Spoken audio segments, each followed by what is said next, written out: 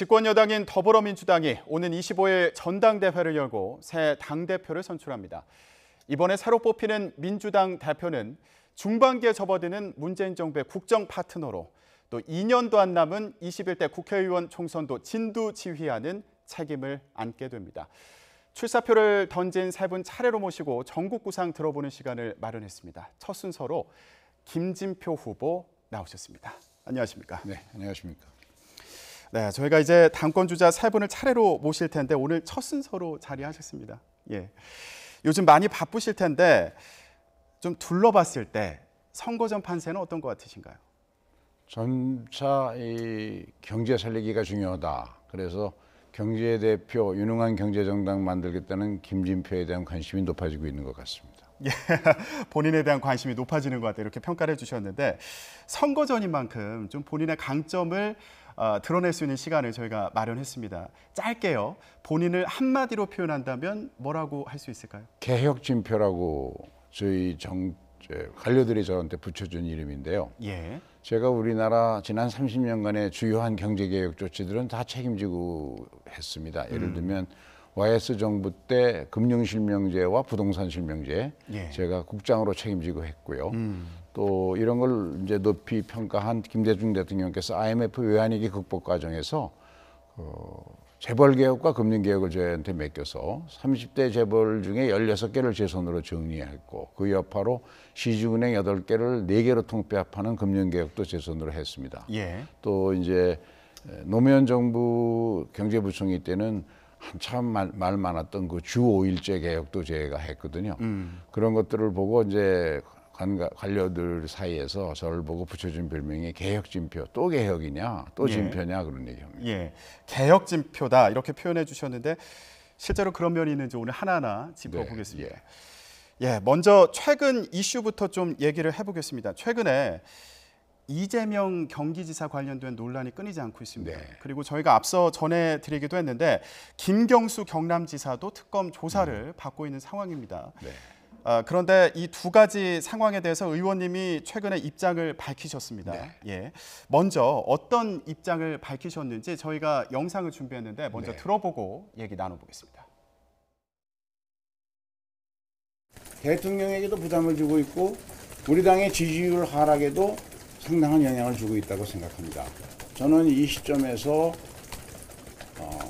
이재명 후보가 이제 이 문제에 대해서는 결단을 내려야 한다고 생각합니다. 김경수 지사가 한 일이 뭡니까?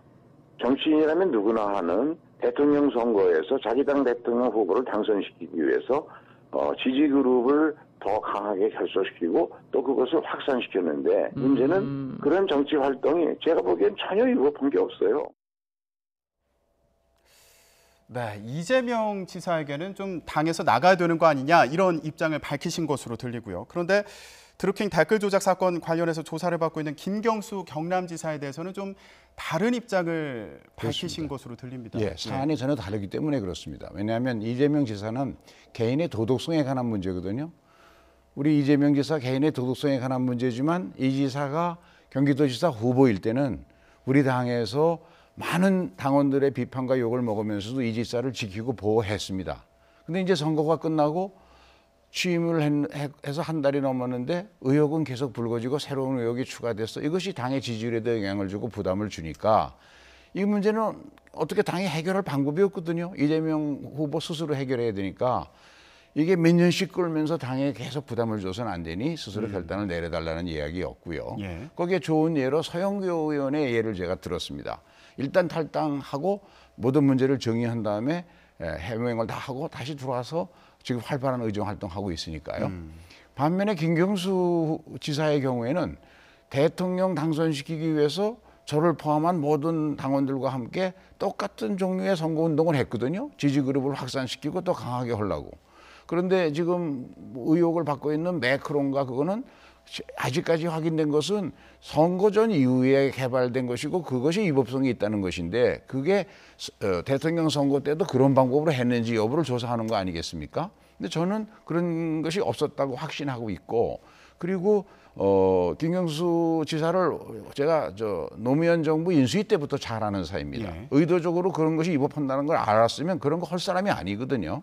그런 점에서 저는 확신을 하기 때문에 이 문제는 당이 적극적으로 나서서 지키고 보호해 줘야 됩니다. 왜냐하면 김경수 지사의 문제는 도덕성의 문제가 아니라 선거운동 과정에서 우리가 보기엔 정당한 행위가 위법이냐 불법이냐인데 이건 마지막 판정은 법원에서 내려지거든요.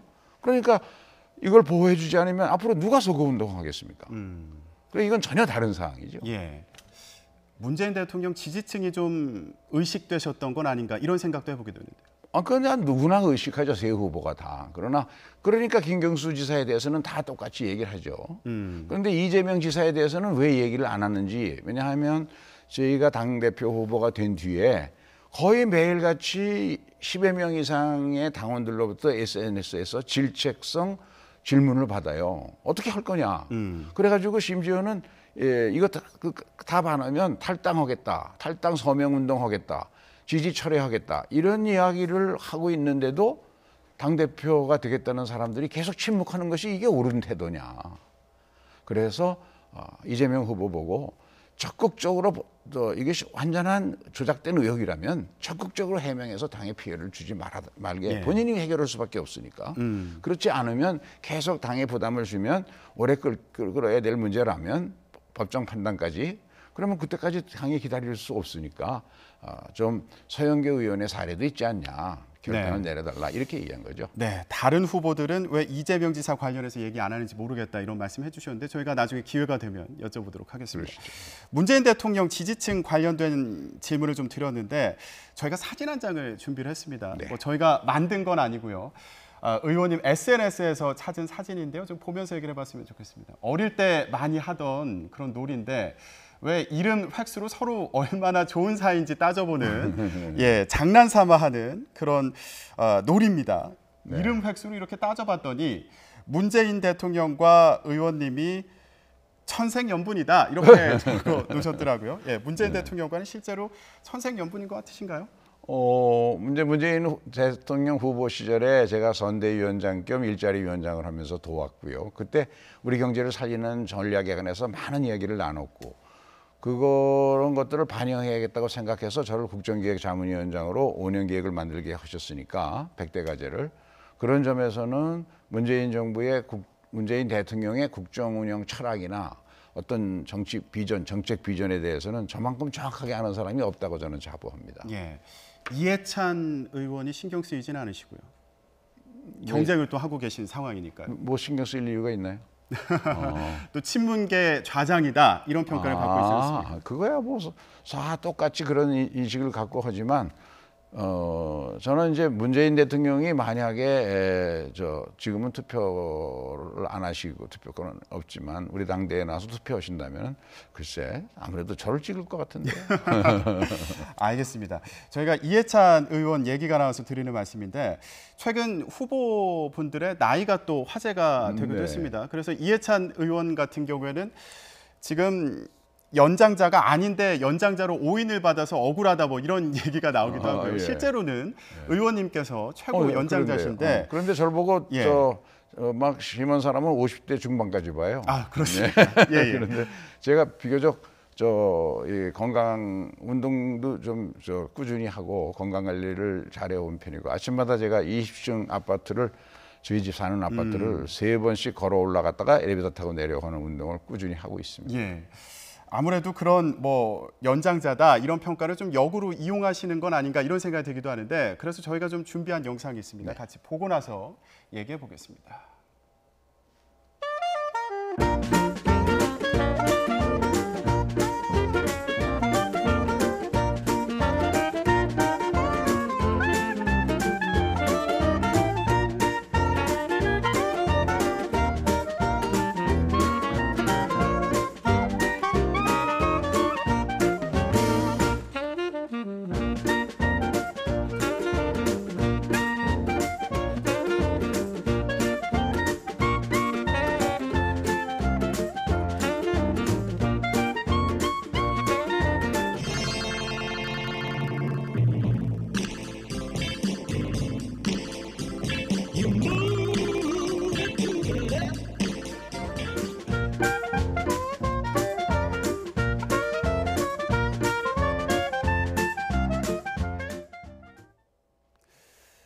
SNS 관련된 영상을 좀 같이 봤는데 셀카 찍는 건 연습을 좀 하셔야겠습니다.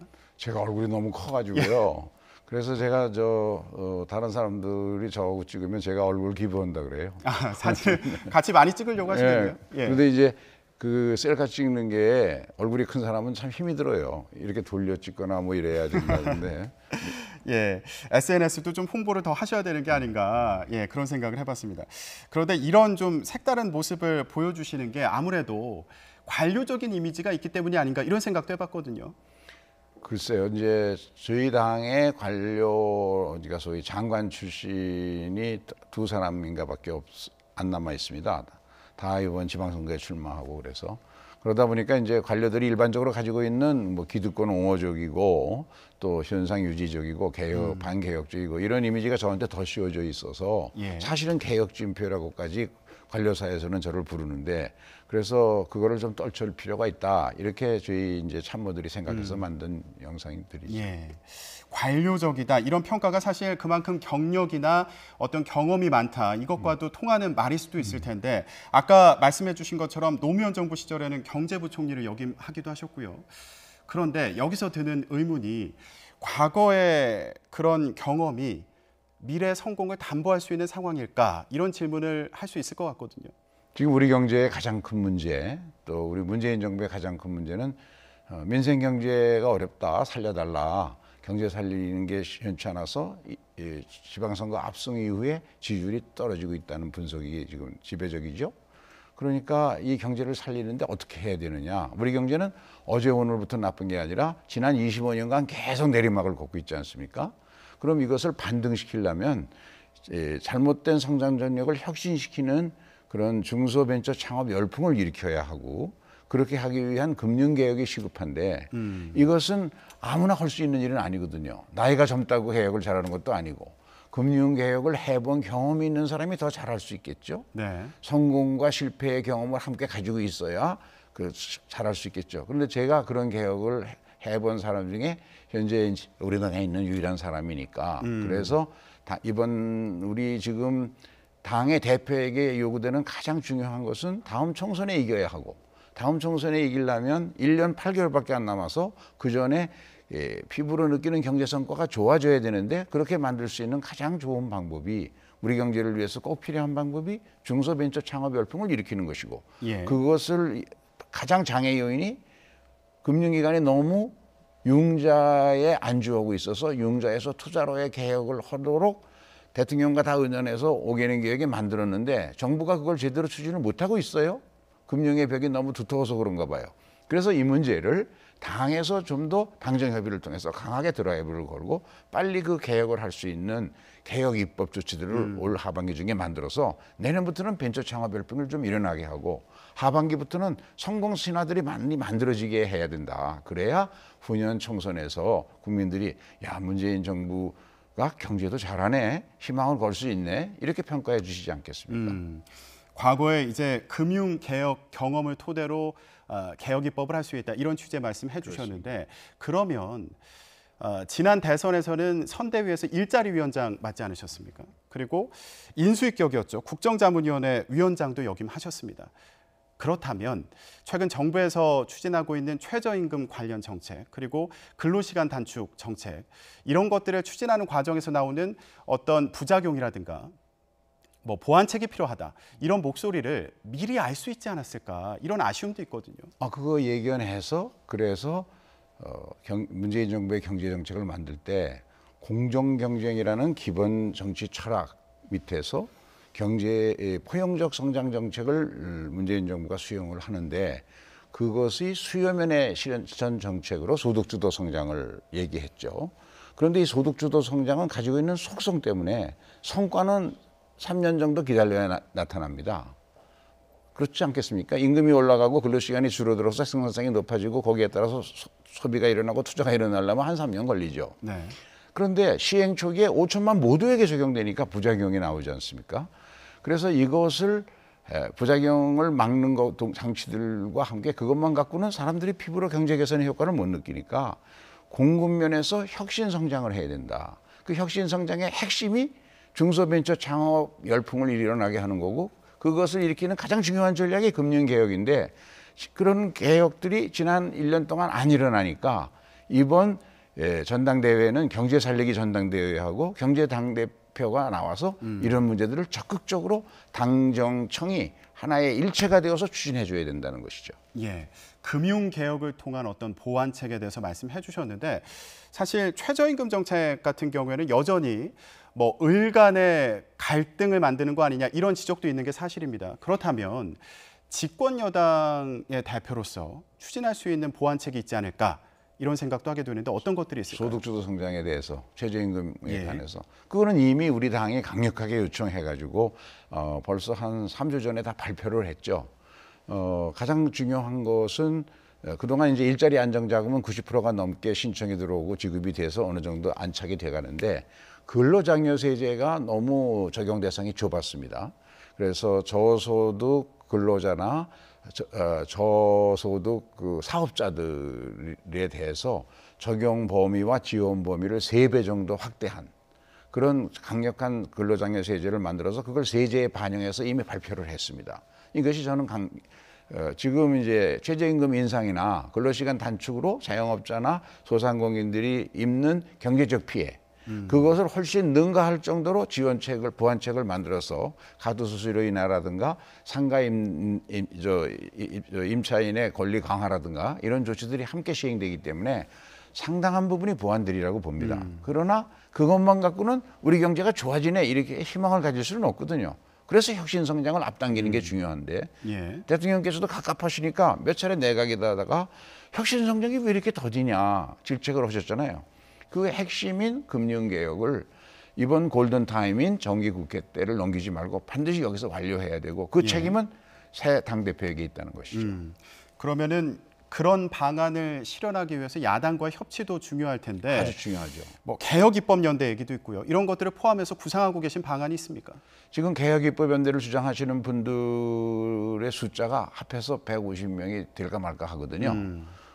그런데 우리 의회선진화법 때문에 180석이 돼야 안전하게 입법을 할 수가 있습니다. 따라서 제2당인 자유한국당과의 전략적 협치는 아주 중요하죠.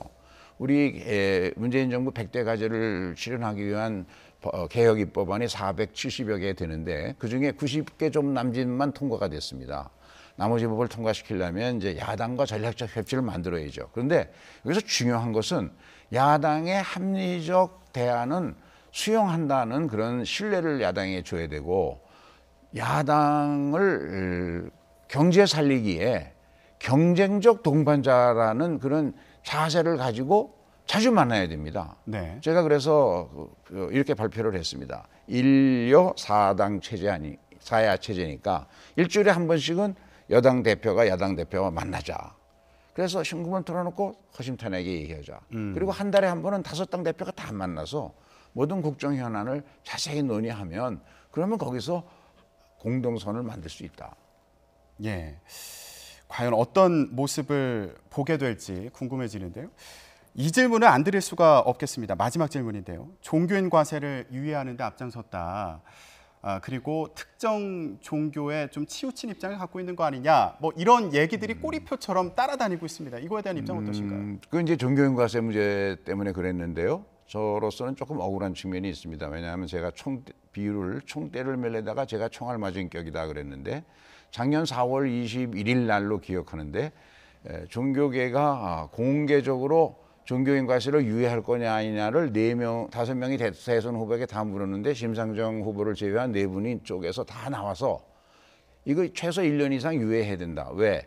최순실 사건이 공교롭게 2016년 1월부터 불거지면서 박근혜 정부가 전혀 아무런 홍보도 준비도 안 한 상태로 작년 4월까지 왔기 때문에 전부 유예해서 잘 연착시키는 게 좋다. 이런 의견이었습니다. 그래서 그 자리에서 법안을 만들고 제가 제1당 대표니까 거기다 사인을 해서 그러나 그거 제출은 문재인 정부 취임하고 제가 국정기획위원장 임기를 다 마치고 한 달 뒤인 8월 11일 날 제출했는데 아시는 것처럼 엄청난 반발이 나와서 안 되겠다 싶어서 차라리 그냥 원래 안대로 이거 철회하자. 우리 수정안을. 그래서 제가 나서서 철회안을 가지고 기자회견을 했습니다. 딱 열흘 후에. 그리고 종교단체를 찾아다니면서 종교계를 위해서도 2018년 1월 1일부터 정상가세 하는 게 낫습니다. 또 연기하면 믿어주지 않습니다. 그렇게 해서 지금 2018년 금년 1월부터 제대로 정상가세가 잘 되고 있고 정부 가세당국은 저를 굉장히 고마워하고 있거든요. 그런데 이게 모든 거를 제가 뒤집어 쓰는 총대 매에다 총알 맞은 격이라는 게 그런 뜻입니다. 네, 이번에 전당대회 나오면서 이 부분에 대해서 참 많이 해명을 하게 되는 그런 상황이네요. 네. 알겠습니다. 민주당 전당대회 당대표 후보로 나선 김진표 의원이었습니다. 25일 선거 결과 어떻게 나오는지 지켜보겠습니다. 오늘 말씀 고맙습니다. 네, 감사합니다.